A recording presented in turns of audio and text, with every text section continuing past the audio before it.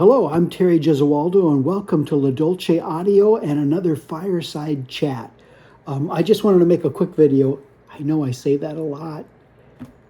Hopefully this one will be quick. What I wanted to make a video about for a Fireside Chat really quickly was some books that I found extremely helpful in audio and in open baffle speakers and with horns, working with them in open baffle speakers, and just understanding things overall. The more you can understand what you're working with in hi-fi audio, the better. The better results you're going to get with your system and what you do. So let's get into it. Let's look at some of these books. So this is volume 1 of a series. Now I believe I got these off of Amazon, believe it or not. I took and I have a VPN, and I was able to log on to Amazon in Japan and buy these books and pay for them. And so this is the first in the series of 4. Here's the second in that series. You can see the Roman numeral 2 up there. And then here's the third, and you'll notice how they kind of start their progression. It's kind of the history of speakers in general. So the first volume is very nice because it's really into horns.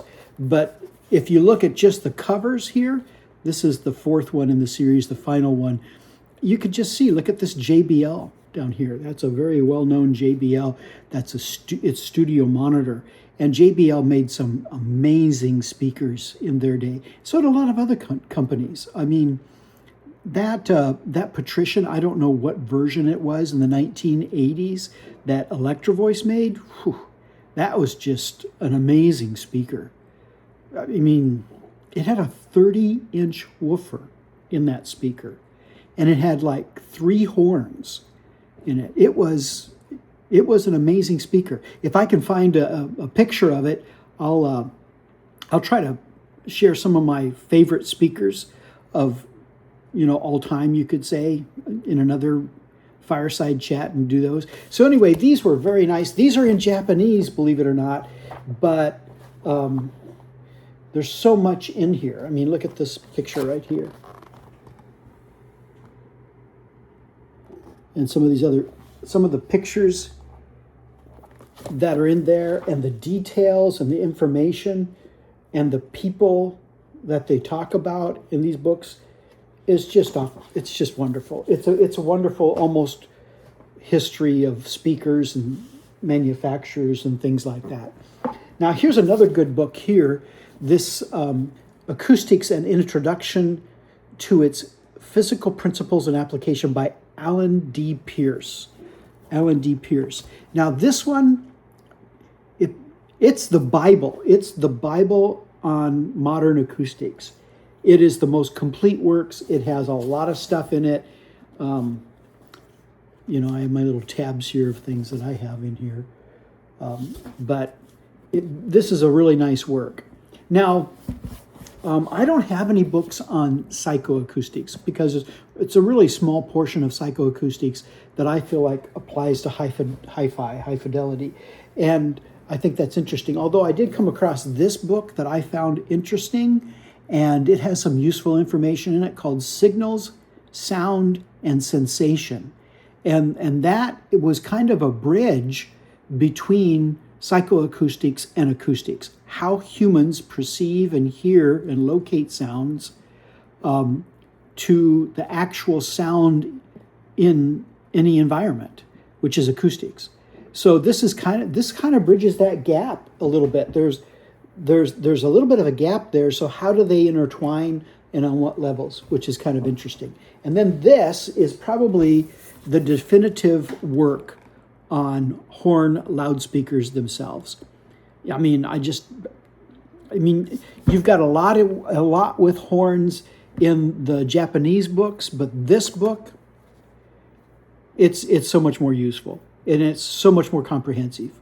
There is a portion in this book about slot loading. which is very, very interesting because there's very little information on slot loading out there. I think there's only just a few people who have really investigated and as to what it is and what it isn't. So that's kind of the books. I find that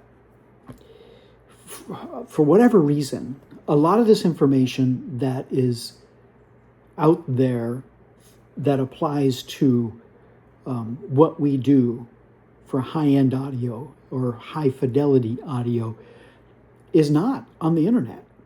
It's not, for whatever reason. Maybe it's copyright laws, I don't know, but it's not on the internet. And yet, it is things that have been talked about for nearly a century, for many decades, right?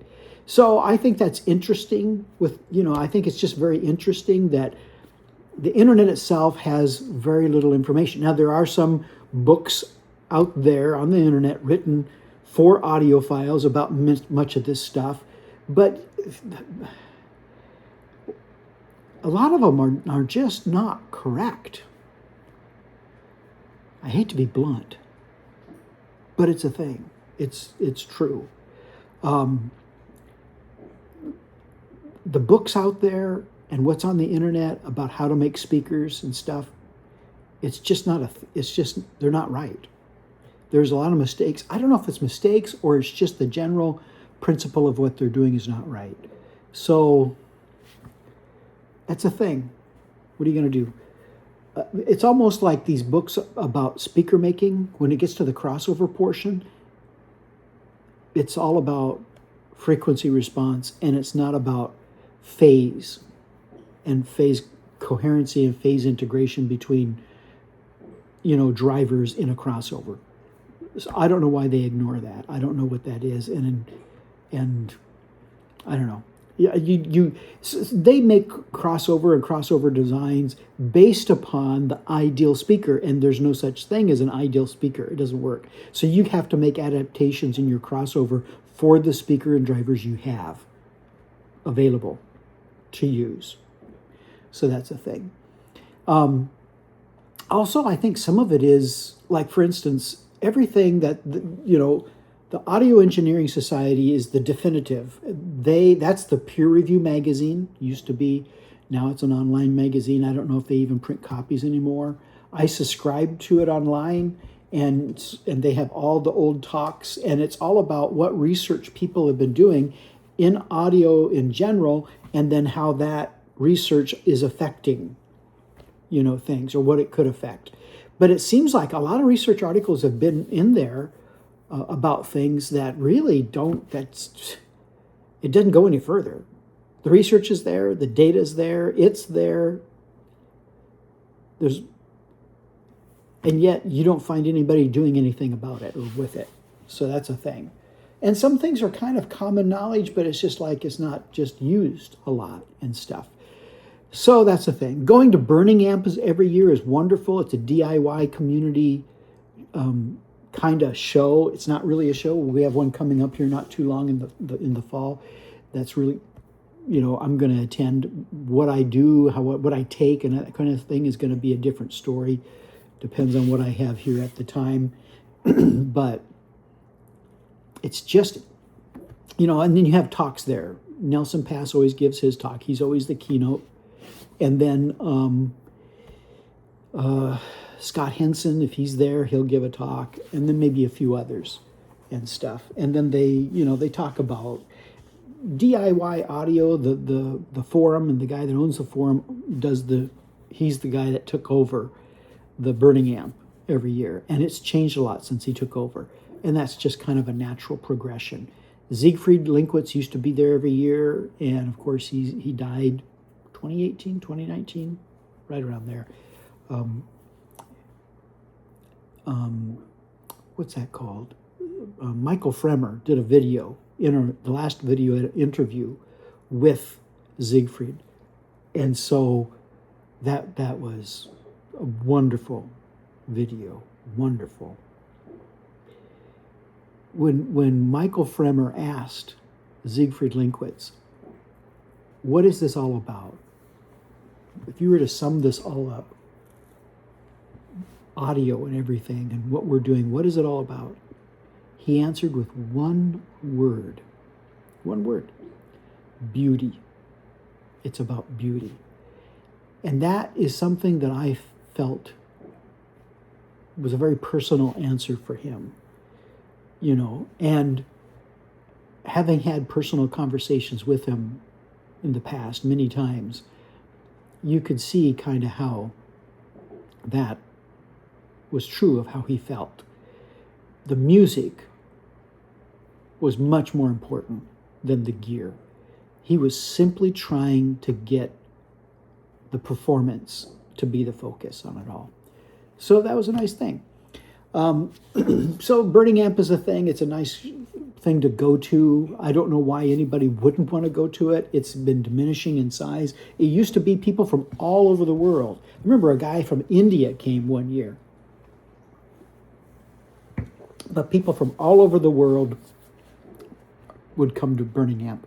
Now it's much smaller than it used to be, and I hope it kind of has a resurgence. I think the pandemic kind of affected it a lot and things like that. And people are very opinionated about things. Audiophiles are.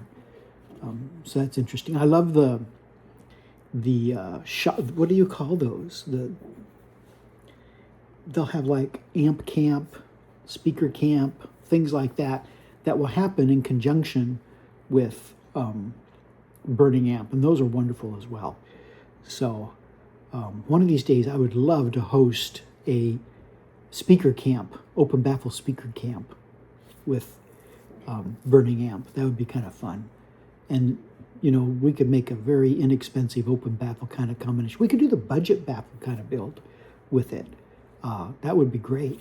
It'd be kind of nice. And then people could pay for the drivers. I could donate all the baffles, and, you know, people could have something that they feel is worthwhile. And then they could learn the various little principles involved in it all. That'd be kind of fun. So anyway, just wanted to share some of the books that I felt. I have a lot of other books on vacuum tube amplifier building and things like that. Bob Cordell's book, of course, is probably one of the most recent ones, but it's not vacuum tubes, it's just amplifiers in general, and mostly solid state. So that's good.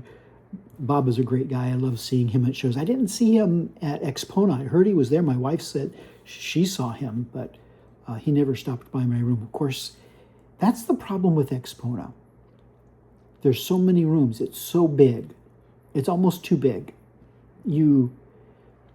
Maybe 10% of the people there came through my room. Maybe.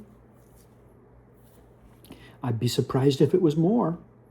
It didn't seem like it. You know, here there was over 12,000 attendees, 250 exhibitors. And a lot of those exhibitors had tables down on the first floor and things like that. So anyway, before this gets too long, let's end it. Another one-take video, fireside chat. This one talking about books. If you want to know any more details about any of those specific books, I can give you ISBN numbers or something like that so you can order them off of Amazon.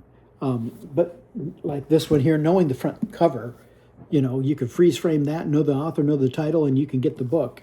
You don't have to know the ISBN number from it. But this one here, I would think, would be a must-have for almost any audiophile. It is the definitive work. It helps you define things. I think I'm going to make a video soon on, you know, terms and what those terms mean and what they don't mean and how we could use them more, you know, because sometimes there's some legitimate terms and they're misused in audio. For example, I'll give you one term, diffraction. Diffraction, for whatever reason, gets confused with reflection, and it's not reflection. It's how sound moves through its media, or how waves move through its media, which is sound through air, and when it encounters obstacles, how does it behave? What does it do? And that is directly related to the wavelength of the sound itself. So diffraction is all about that. If you have a round cylinder and if the wavelength is big enough, it'll just go by it as if it's not even there. And that's why you can have screens in the end of compression drivers. You can have some grills on the front of speakers, and it's like it's acoustically transparent. How that wavelength is compared to that obstacle will make it acoustically transparent or not. And that's also why you can sit behind a pillar at a concert and still really hear it greatly. You know, it's like you don't even, like it's not even there. It's almost acoustically apparent. And, you know, what did I say? It's like acoustically just invisible. So that's the thing. Anyway, we're going to end this video here. Thanks for watching, and I hope you enjoy your sound in your system today.